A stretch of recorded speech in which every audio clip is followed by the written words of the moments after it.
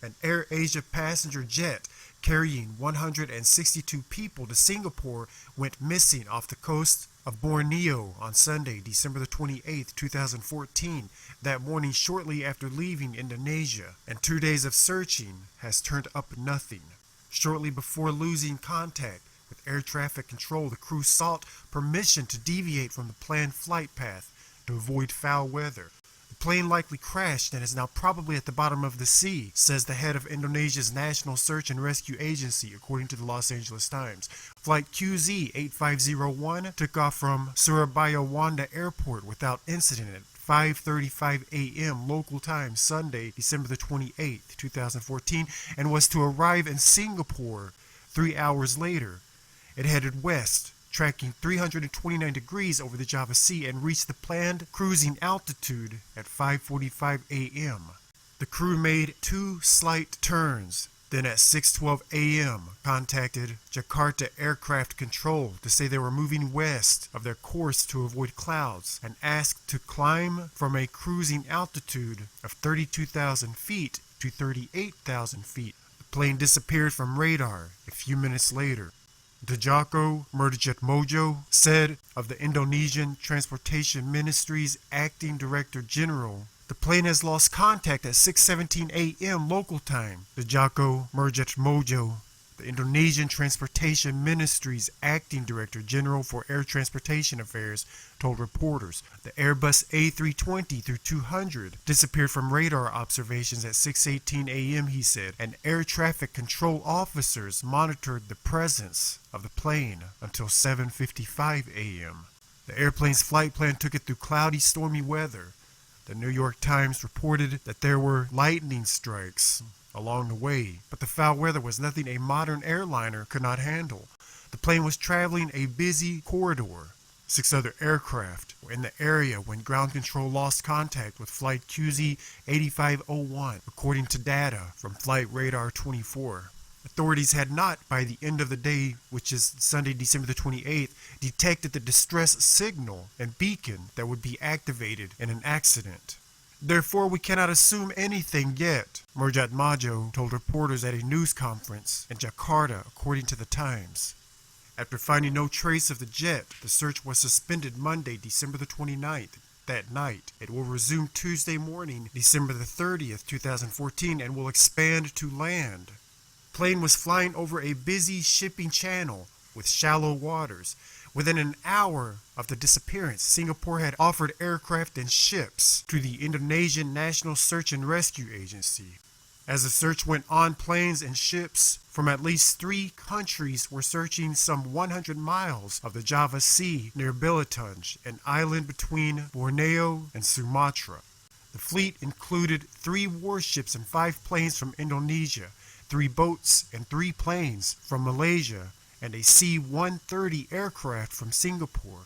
Australia also offered aircraft and ships to join the search. Singapore volunteered to send 2 teams of specialists and 2 sets of underwater locator beacon detectors to help Indonesian authorities with the effort. Now, authorities suspended the search as night fell, having found no sign of the aircraft. The search is to resume Monday morning, December the 29th. And CNN reported that ships in the area will stay out rather than return to shore with their searchlights illuminated. The plane's last known location over a shipping route in the relatively narrow Java Sea should make finding any sign of it easier if the plane did in fact go down. But still, the ocean is awfully big. Of the 162 people aboard flight QZ8501, 155 Indonesian, 3 are South Korean, 1 is British, 1 is French, 1 is Malaysian, and 1 is Singaporean. 17 children, including 1 infant, are among the passengers. The plane carried a crew of 7. AirAsia, which has changed the color of its logo from red to gray on its website and social media accounts, has established an emergency hotline for families and friends of those on board and opened a relatives holding area at Singapore's Changi Airport. The Civil Aviation Authority of Singapore has provided counselors and is arranging local accommodation and travel to Singapore from Indonesia for relatives of those on board. Meanwhile, at the airport in Surabaya, relatives wept as they waited for any word on the passengers. Some used phones to photograph a flight manifest posted on the wall. The documents provided the name and seat number of each passenger, but no word on their fate. Many sat crying. Thank you for all your thoughts and prayers. We must stay strong, AirAsia Chief Executive Tony Fernandez said on Twitter. The investigation will by default be run by Indonesia, where the plane is registered.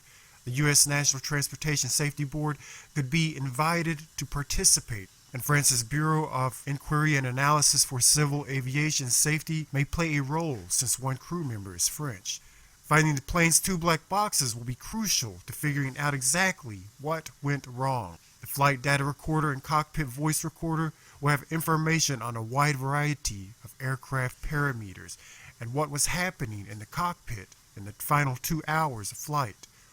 AirAsia is a budget carrier based in Malaysia, one with a very good reputation for safety, according to CNN aviation correspondent Richard Quest.